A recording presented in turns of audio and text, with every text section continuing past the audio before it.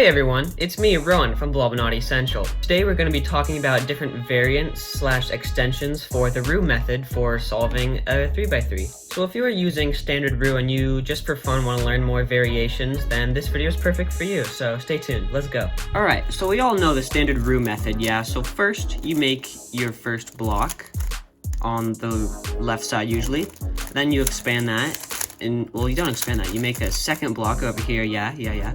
And then you solve your corners in one algorithm, and then you just solve your last edges. So yeah, so that's standard Roux if you didn't know.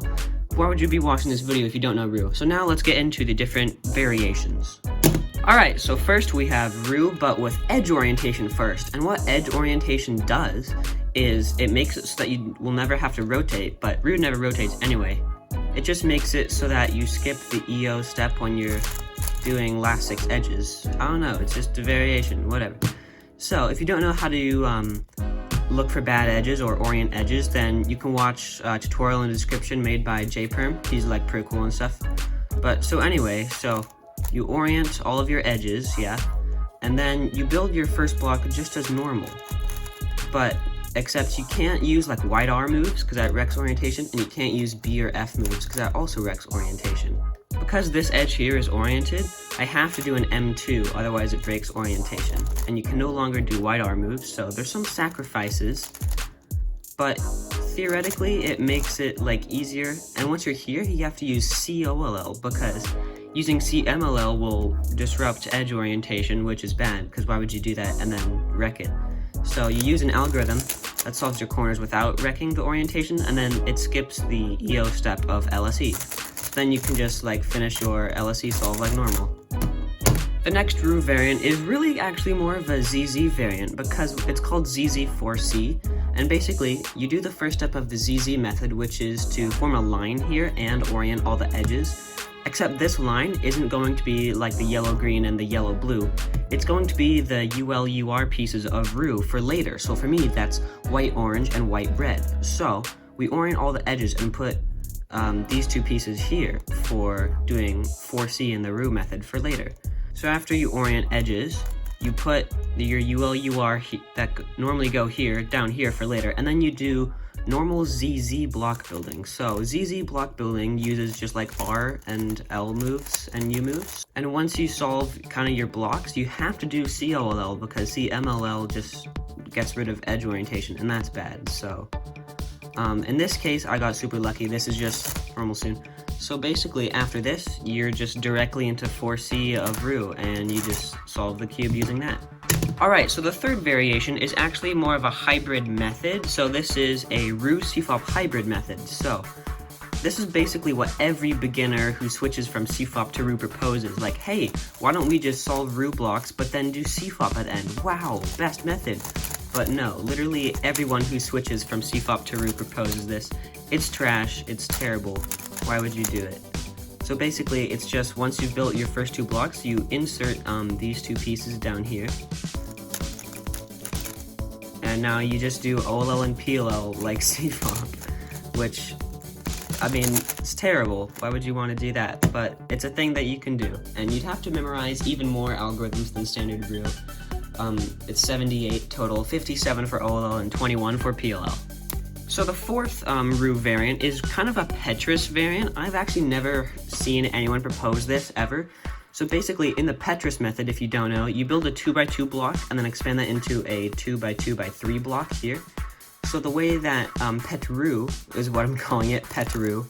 So how that would work is you build normal Roux block, but then after you build your Roux block, you just insert these. And theoretically, well, this is just my opinion, but it should be better than doing a 2x2 block and then adding on a square to the back of it. That's just what Petroux is. You build this block and add a square, but doing it kind of Roux style makes it better, I think. So because, I mean, Roux is the best method, obviously. So after you make this block, you put in these 2 pieces, and then you do like the normal Petroux stuff. So you like fix all your edges and stuff. So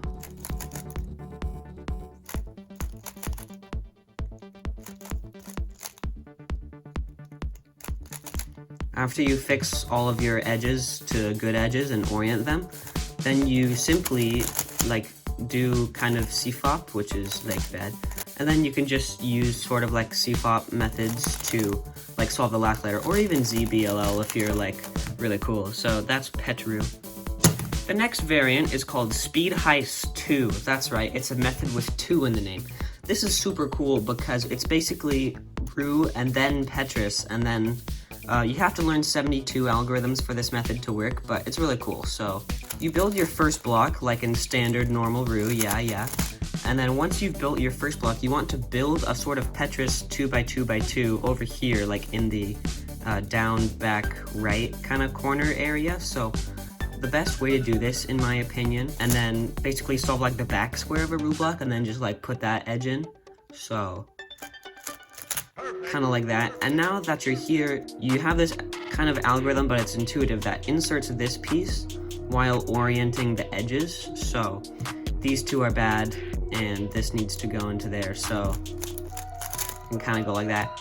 And then you make the pair, and then you do an algorithm from one of the 72 Speed Heise 2 algorithms that, like, it basically sets the cube up into a place where there's 3 corners left. So it solves the edges and 2 of the corners to make 5 corners left. Something like this, where you have 1 corner and all of the edges solved. So this, you could just do like ZBLL, but oftentimes you can find like commutators that are like really cool and solve it with commutators like in Heise method, but it's Speed Heise 2, so that's fun. Okay, this one's quite different, except it's basically just Roux, but in a different order. So normally, you do first block, second block, corners, and last edges, yeah?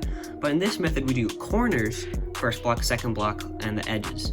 So the way that this is done is you just solve your corners. So you immediately solve your corners on any center, it really does not matter. And once you've solved these corners, you use CMLL to solve the other corners. And then you build your first block. Now this can be like pretty tricky, but it's actually like really fun to do it this way. It's just like a fun thing to know. So this piece of my first block I can insert kind of like that. For my second block, the DR edge is here. I can kind of just like put it down and insert stuff like that. So it's basically just a rearranged version of Roux. So you're doing the corners and then first and second block. So this method is definitely super cool, and it's really fun to do also. So then once you've done with first and second block, it's just like the rest of Roux. So this is great.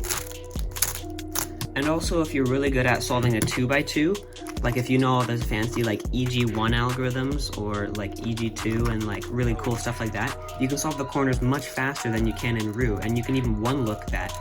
And I don't know, it might be good, who knows. Okay, the next variant is called 42. Now why is this method called 42? Because it has 42 algorithms and it averages exactly 42 moves. Exactly. So, here's how it works. You build your first block like a normal Roux. Then once you've built a first block, you build the second block, but like, weird. So you build like a square here, but then you like put in that corner and it's like off by 1, and it's like quite strange. So now you do CMLL, but things are weird here, and here's basically how you recognize this. So to know how to do CMLL, you look here, and these are yellow and orange. So you know that the white and orange corners are the real white corners, where the white corners would be. So this is white and orange, and this is white orange. So that's how it would normally be. But this white isn't really in this position. And because this is blue, that means that green would be opposite of this, so these are actually oriented. So this is a bow tie case. So this CMLL is actually kind of like this, because these 2 white corners are the real ones, and because this is blue, the opposite of that's green, so these are oriented. So it's basically kind of one of these. So, but which one of those it is, my brain can't handle that. So I just kind of like, I pick one, you know? Sometimes it doesn't work. Now you're left with your last 7 edges, including this one. So the optimal way to do this is actually an algorithm set, like 300 or something, last 7 edges algorithms, but like the intuitive way to do this is just to solve that one, and then continue with LSC like normal. So, yeah, that was invented by Shadow Slice, my idol. Good job, Shadow Slice. averages exactly 42 moves, has exactly 42 algorithms. That's why it's called the 42 method. So yeah.